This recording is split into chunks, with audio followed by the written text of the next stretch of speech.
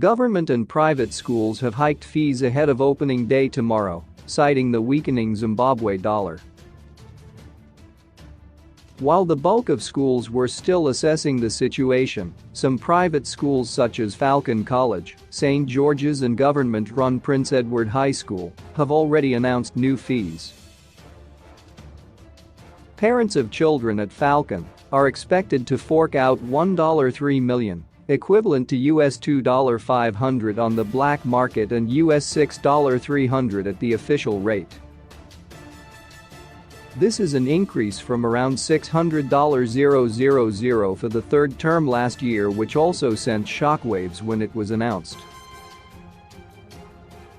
Schools, like any other business in the country, are being informed by movements of the local currency on the parallel market. The official exchange rate, as of last week, stood at $159.34 to the US dollar, while on the parallel market, the greenback has been trading at between $380 and $400. Unfortunately, given the difficulty in accurately forecasting inflation trends, especially given the recent volatility, parents should note that we may raise a further fee by way of a top-up.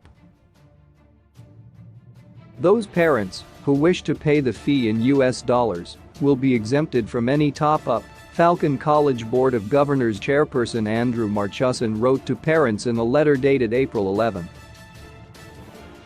In a letter dated April 28, Prince Edward School head Agrippa Sora said day scholars will pay $50,800, while boarders would part with $195,970.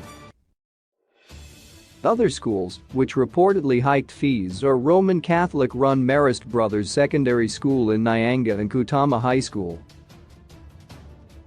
Meanwhile, the Amalgamated Rural Teachers Union of Zimbabwe President Albert Masserer told Newsday that 90% of parents engaged by the union in various areas across the country did not have enough money to pay school fees, buy learning materials and provide logistical support to learners. The parents blamed underpayment at their workplaces as the reason why they are failing to fund the education of their children. Some revealed that they had lost employment after being retrenched during the COVID-19 crisis. Some parents in rural areas are now investing in buying food at the expense of education after experiencing a bad harvest this year, Masserer said. Progressive Teachers Union of Zimbabwe President Takavafira Zhu said, "The arrogant government is pushing for the opening of schools, and it seems it is not prepared to listen to any voice of reason. The big question is how will parents afford to pay exorbitant fees to facilitate the successful opening of schools? Teachers are also parents who received a salary of $18,000 that cannot even buy 4 kilograms of kapenta fish. Now they are expecting $90,000 in school fees. Citizens Coalition for Change President Nelson Chamisa yesterday also said teachers were failing to send children to boarding schools because of low wages. Contacted for comment, Primary and Secondary Education Minister Evelyn Ndlovu said schools needed government permission before hiking fees. "Wait for me to reply that when I get back to work on Tuesday. By then I would have statistics and I will tell you our position." For schools to hike fees, they need to seek permission first, Ndlovu said. Teacher unions yesterday declared that their members will not report for duty citing incapacitation.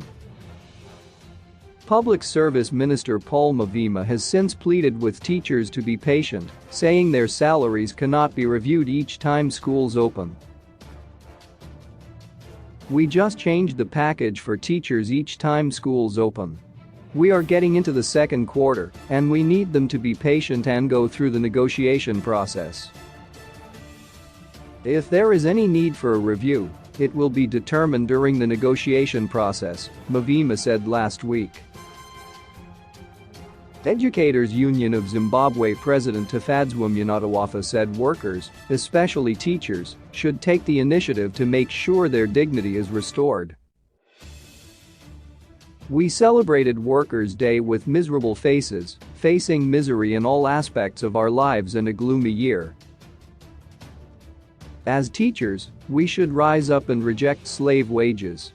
We should not wait for miracles that one day the employer shall have mercy on us and just restore our salaries and dignity. It only needs us to take the initiative.